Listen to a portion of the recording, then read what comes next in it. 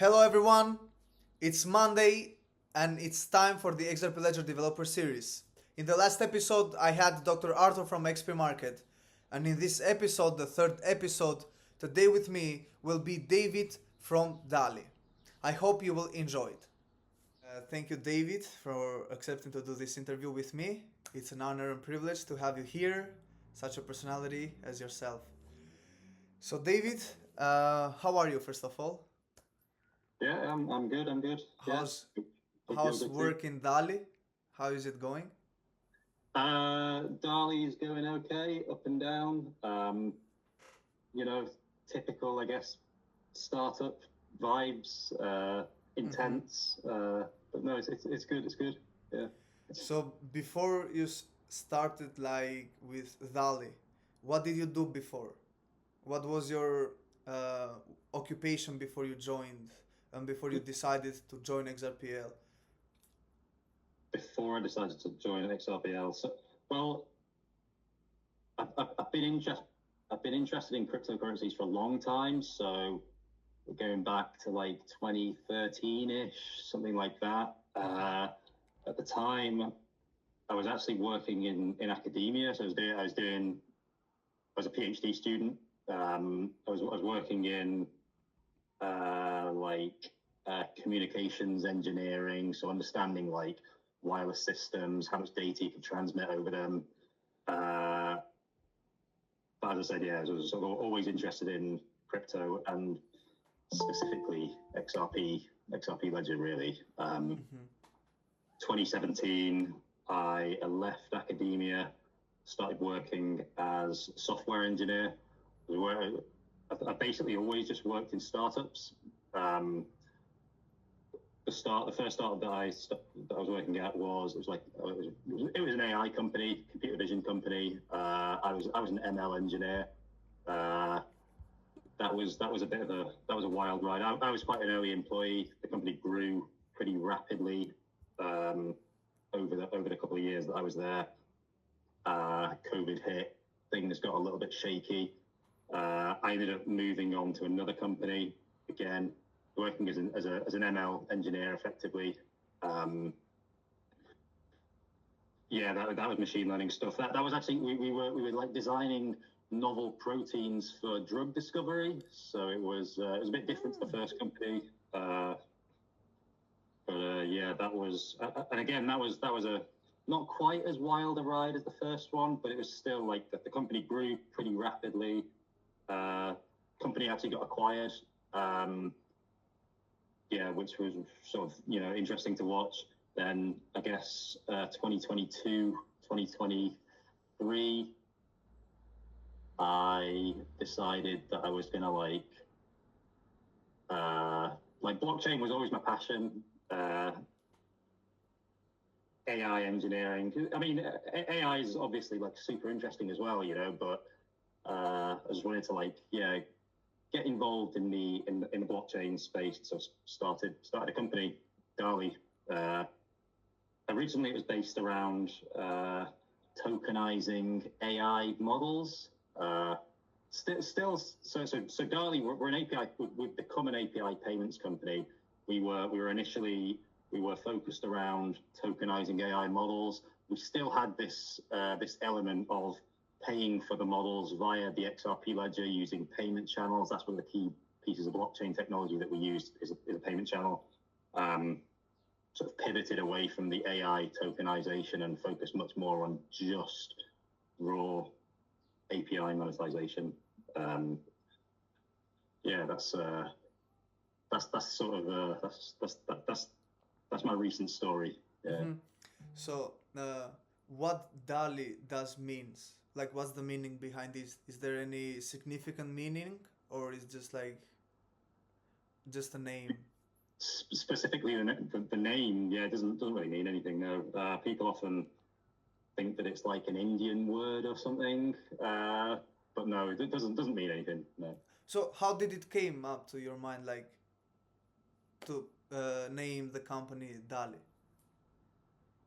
Uh, I think it was so. I was working with a co-founder previously. He left. He left about a year ago now. And I think he was probably the one that drove that decision. I sort of didn't care quite so much, what the company was going to be called.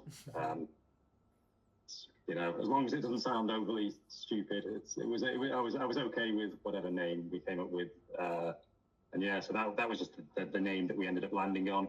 I think we recognized that Dhali's the name of OpenAI's image generation product as well, but it's spelled slightly differently. So I think we said, we're gonna change the way that this is spelled so we differentiate ourselves at least a little bit. So Dhali has an H in it.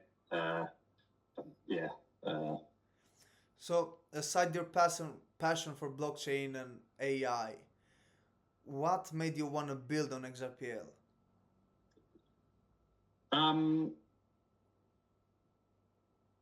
I think I've always been interested in the XRP ledger.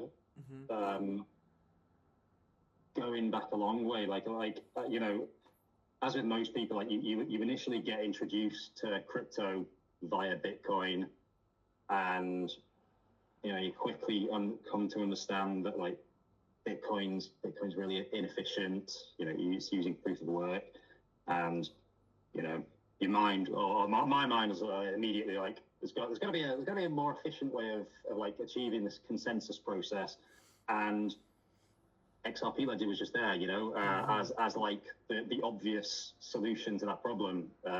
So that was why I've always been interested in XRP Ledger, alongside the fact that XRP Ledger was being driven by a company that was wanting to work with the system, not just take it all down, and I sort of felt like that was a good strategy for a company that was building on top of the XRP Ledger.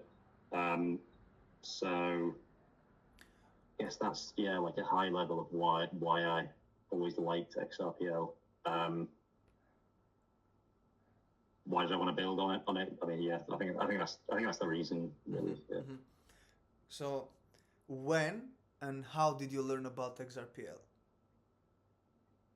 When 2013, 2014, and I was not sure exactly how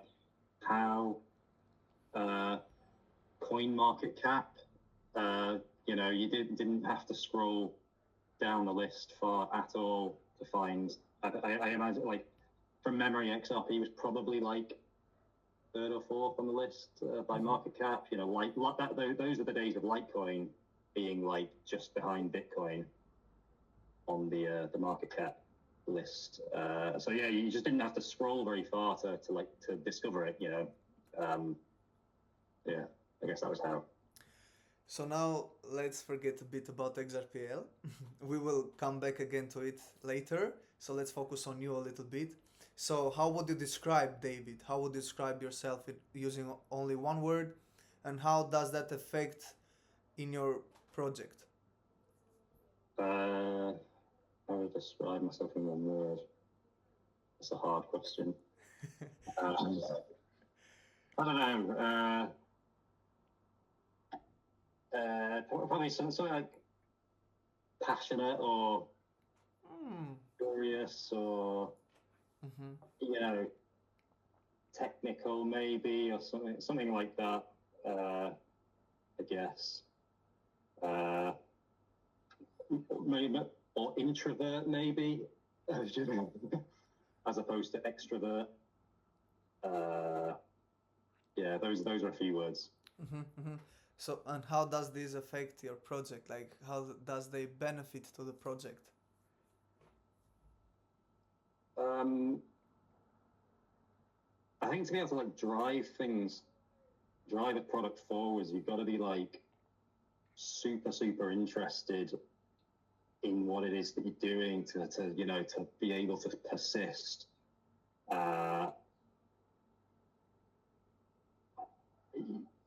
Sort of maintain passion. I mean, things can move quite slowly when you're trying to build a startup, and you can often sort of expect things to explode, with interest, and sometimes that doesn't really happen quite the way you expected. So you've got to you've got to rely on your own interest and passion to keep you driving forward in the absence maybe of immediate feedback from the people that you're developing a product for. Maybe something like that, I'd say. Yeah. Does that make sense? Mm-hmm. So, as a founder, I know that one of the most important phases or stages is morning. So, like, what is your morning routine and like what makes you productive? What's my morning routine? My morning routine has changed a lot over the last. I recently had a child. So Congrats. yes, good. Yeah, he's a boy. He's 13 months old now. So my mornings start early. Basically, like my wife takes the nighttime. She's like the hero. She. And then I sort of give my wife a rest from 5 o'clock, 5:30, something like that. Depends when he wakes up. He's typically around that time.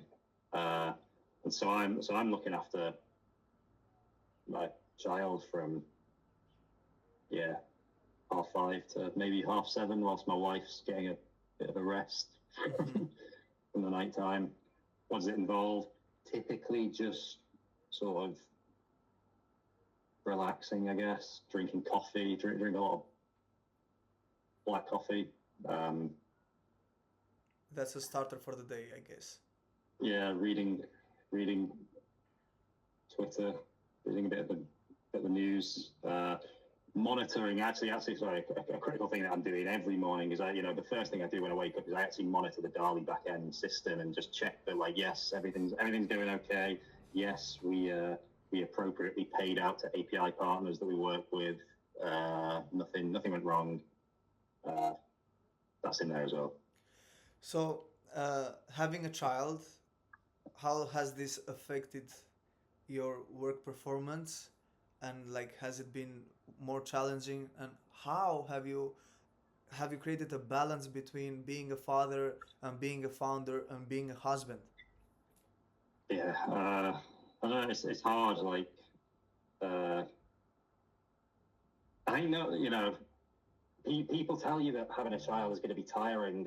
I think you've got to, you don't really know quite how tiring it's going to be until you have a child and you're sort of forced into this situation. So yeah, it's very tiring. Definitely have to operate on less sleep.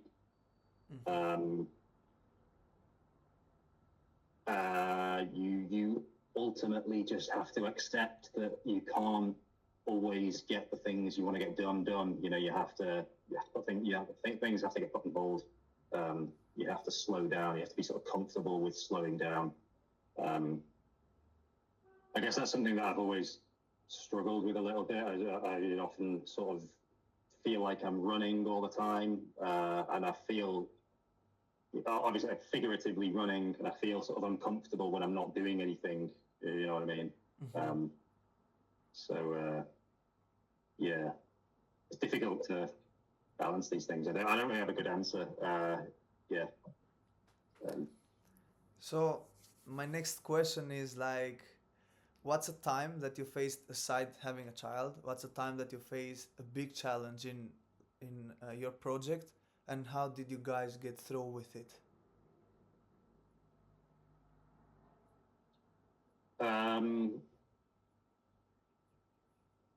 I think things were difficult at the beginning. As I said at the beginning, like we were focusing on tokenization of AI models, and honestly, like we didn't get the reception from the market that we were hoping for. Things might be, if we'd done what we were doing then, now things might have been a little bit different. I think the AI landscape, and in particular things like tokenizing AI models, they've sort of gained a little bit more traction. So maybe we would have got different reception from the market. So like having to pivot or having to acknowledge that you need to pivot is a bit of a challenge. Having to actually do the pivot as well, I guess, is a challenge. My co-founder leaving, that was a bit of a rough ride. Yeah. So how did that make you feel? And then how did you overcome it? I don't know, make it stressful. Yeah, it stresses you out. How do you overcome it? I don't know. You just drive through it. You just keep going, I guess. And you find yourself on the other side and realize, things maybe not quite as bad as it felt. Because as we're seeing, a lot of projects are coming to the XRPL, right? A lot of new projects. So maybe they're facing the same situation. So what would you say to them to encourage them? Yeah. Like if they're facing a difficulty as yours, like their co-founder leaving and like, you know. Yeah, I guess like on the co-founder front, like it's probably, it's not, I wouldn't say probably, it's definitely a good idea to have difficult conversations up front. Don't, if you have like concerns or, about the relationship with your co-founder or, your commitments to the company, you're gonna have those conversations as early as possible and get them out of the way, because if you don't, they'll come up anyway, at some point in the future. So yeah, having difficult conversations with co-founders early on, I think that's a good idea.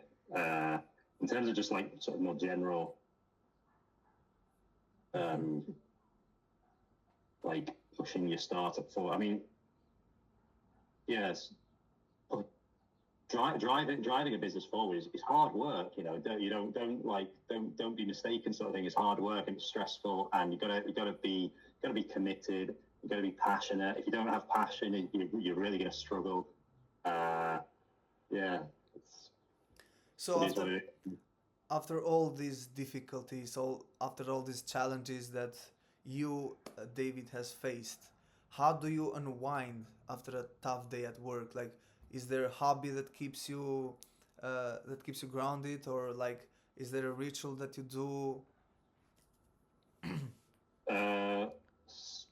Like, I'd probably say I sometimes I'm definitely like guilty of doom scrolling and like after maybe a stressful day I fall into the habit maybe of doom scrolling, and I like recognize actually this made me feel worse, not better. So try not to do that as best as I can, but I definitely fall into the trap sometimes. Much more effective is actually putting my phone down, actually like disconnecting myself from the world for an hour or an evening, going for a walk, trying to be present, be with my child, be with my wife.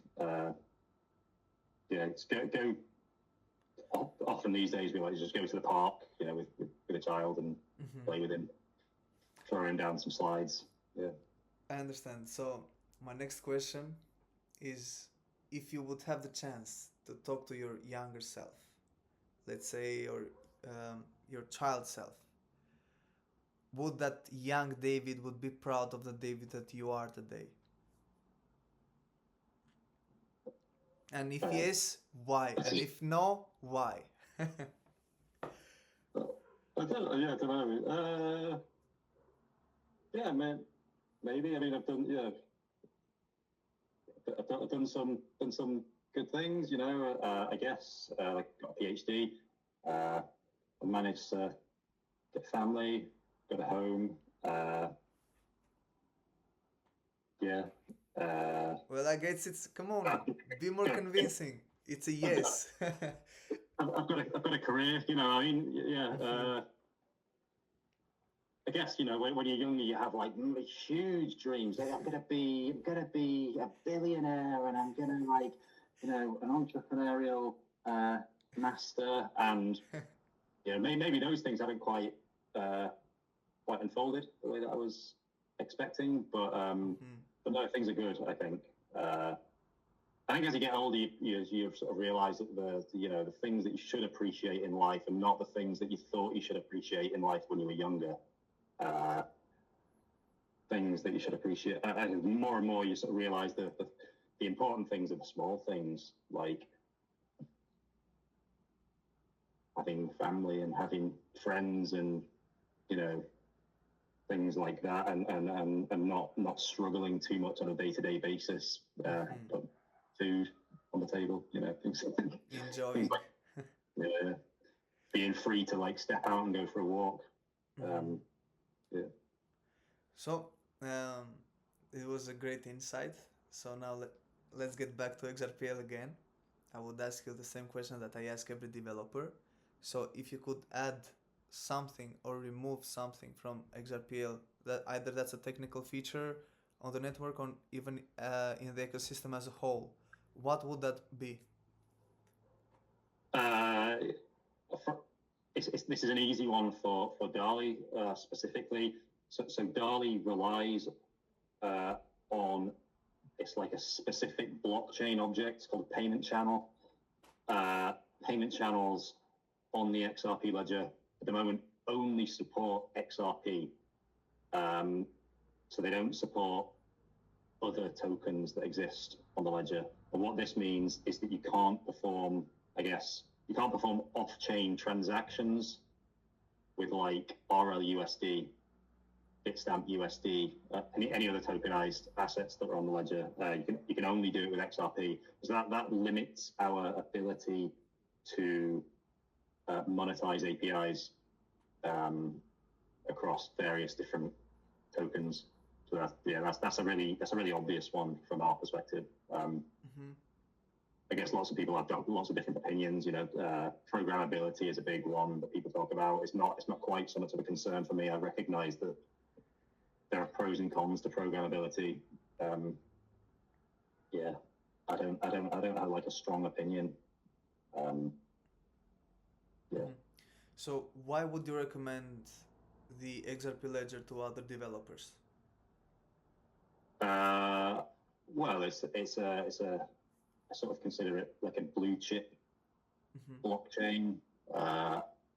It's stable, it's efficient, it's fast.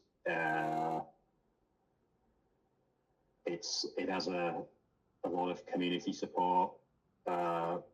Ripple are a big advocate. They're an incredibly well-funded company who have gone through the trenches on the legal front.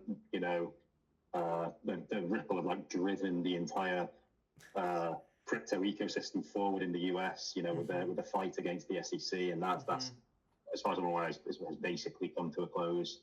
So they're sort of legendary on that front, I'd say.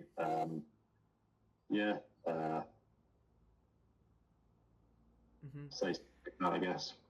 So I comment as well on like that often, and this happens less so now, I think, than it did in the past. But there's a lot of critique around the XRP ledger being centralized and stuff, and that was something that I never agreed with. And I think criticism like that isn't valid at all. So, it is ultimately sort of false. So technically, now our conversation is coming to an end, and this is my last question, David. So as an XRPL builder, what are some lessons that throughout this time you have learned?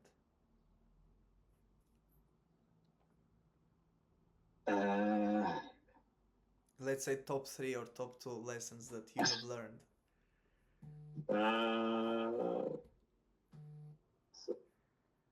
I guess one is a lot of the blockchain ecosystem is still sort of built on top of speculation. The current sort of speculative frenzy is the meme coin frenzy. Wasn't very long ago that JPEG NFTs, was the frenzy. Before that, ICOs. So there's still a lot of gambling that's going on, which is not something that I'm a huge fan of. I'd like to see us actually, replumb the financial system. That's in my mind the job of blockchain is to replumb the financial system. So I don't think we're there yet, and that's a learning that we've still got some way to go.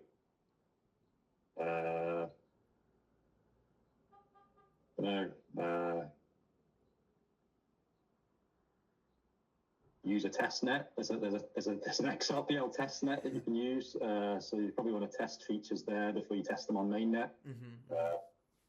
Yeah, something like that. Perfect. Yeah. Okay, David. Thank you. Thank you for watching, guys. If you liked what you saw, please like and subscribe for more. See you next Monday.